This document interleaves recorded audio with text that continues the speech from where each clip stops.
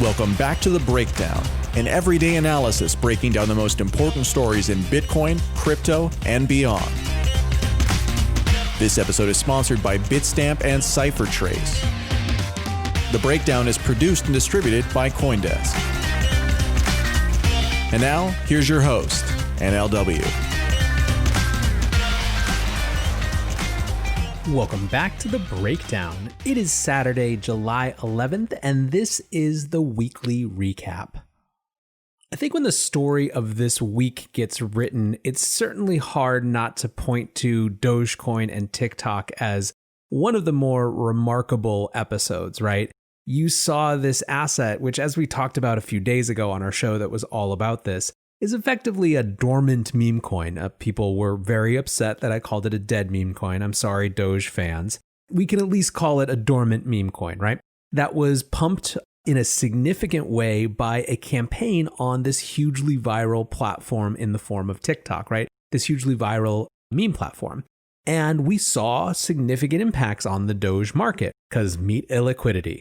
It went up something like 35% at its peak. As of the recording, I'm recording this on Friday, and it's down 15% in the last 24 hours. So it's clearly gone down, but the volume went way up as well. The volume went up something more like 2,000%. You had Frank Chaparro from The Block reporting that there were OTC desks that he knew who were fielding calls about this thing. And, there's so much. I mean, if you want to go explore more about what the real significance of this was, you can listen to that full episode, but I do think it's very telling of what you're going to see when this new category of day traders who came into these markets through Robinhood, through Wall Street Bets, through Davey Day Trader Global find their way into other types of assets like crypto, right? You're going to see a lot of these weird episodes. I think part of what makes this whole thing so much even more interesting in this immediate context is that we also saw this week Donald Trump, the president of the United States of America, tweet out asking who thought we should ban TikTok. TikTok has become a central pillar in both the real geopolitical tensions between the US as well as the narrative investment in the idea of a new Cold War. And what I mean by that is that there are a number of people in this administration, in the US in general, who actively want there to be a Cold War type conflict between the US and China, who have an interest in propagating that narrative rather than trying to find ways to cooperate to bring China further to liberalism. I think it's a really important conversation to be had about how possible that is. And I think, in fact, there are a lot of people who mostly disagree with Trump, who the one area that they find some commonality with is his approach to China. Although, to the extent that John Bolton's revelations are true in his book, which is itself questionable, they might not love that. But either way, the point is that China and the US is obviously perhaps the most significant geopolitical relationship. And rightly or wrongly, TikTok and these social media apps are at the absolute epicenter of the current episode with that. So the fact that that is the platform where this meme coin, again, was being pumped this week makes it more significant than just your average little random crypto pump and dump. Bitstamp is the original global cryptocurrency exchange. Since 2011, Bitstamp has been the preferred exchange for serious traders and investors. Trusted by over 4 million customers, including top financial institutions. Bitstamp is built on professional-grade trading technology. Their platform is powered by a NASDAQ matching engine, and their APIs are recognized as the best in the industry. Download the Bitstamp app from the App Store or Google Play, or visit bitstamp.net/pro to learn more and start trading today. That's bitstamp.net/pro. What's going on, guys? I'm excited to share that one of this month's breakdown sponsors is Crypto.com. Crypto.com offers one of the most cost-efficient ways to purchase crypto out there, as they've just waived the 3.5% credit card fee for all crypto purchases. What's more, with Crypto.com's MCO Visa card, you can get up to 10% back on things like food and grocery shopping. When you buy gift cards with the Crypto.com app, you can get up to 20% back. Download the Crypto.com app today and enjoy these offers until the end of September. Bitcoin has continued to be on this sideways, no one knows what's going to happen next trajectory. You saw Raoul Pal tweet out this week that he thought that there was a breakout possible, but you have others like Scott Melker who have said they genuinely don't know whether it goes up or down next. And I think that that's probably the only real honest take right now, is that we just don't know. But it's just kind of simmering there at this 9,000 to 9,500 level. It really can't break out from that, which I think reflects just the larger mixed signal market, which is really the key theme that I see for this preceding week that we just had. One asset that did break out, however, is gold. Gold has had this persistent technical and psychological barrier at 1,800 that it finally pushed up through this week. I mean, it's hovering really close. It was at 1,804 when I was recording this, but it's important, right? And people think that it's real. Tracy Schuchart, who was on the show a couple weeks ago, who's a specialist in oil and commodities, tweeted out, literally, there is not one technical or fundamental reason to be short gold right now. So a lot of folks who are very interested in that trade.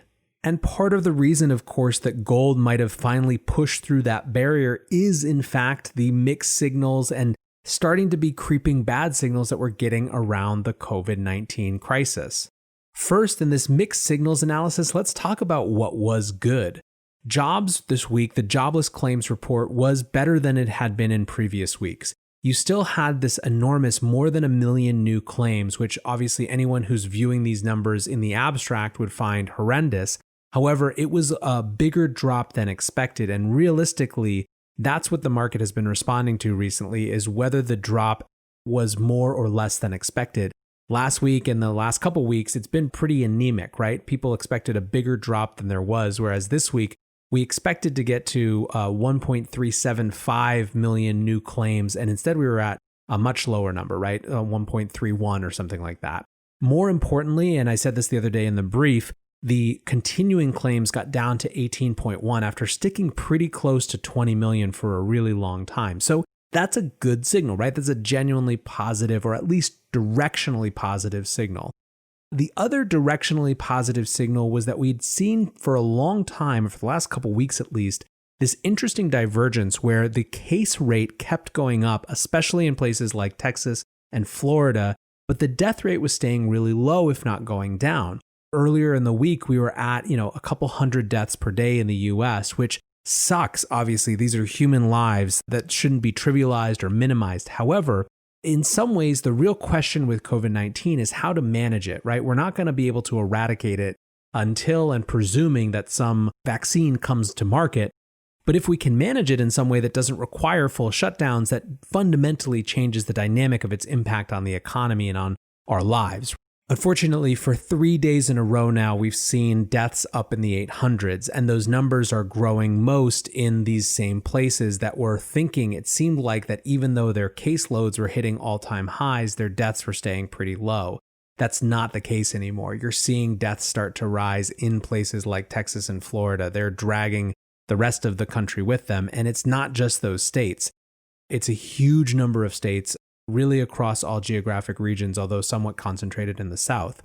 These mixed signals, which are admittedly now diverting more towards bad signals, have been just confusing for the markets. And again, going back to why gold might seem appealing right now, you have another safe haven trade, treasuries, which have their lowest yield since the country started to reopen, which suggests that people are moving back to safety. And to the extent that things like Bitcoin are being correlated right now to the rest of the market, you're seeing an ease off of some gains over the last couple of days in Bitcoin as well. So I don't think you can realistically say that the markets are really pricing in one thing or another when it comes to coronavirus. What I do think you can say pretty conclusively is that they are concerned. They are worried that this reopening is a mirage, that we're going to have to go into some sort of lockdown or even scattered lockdowns again.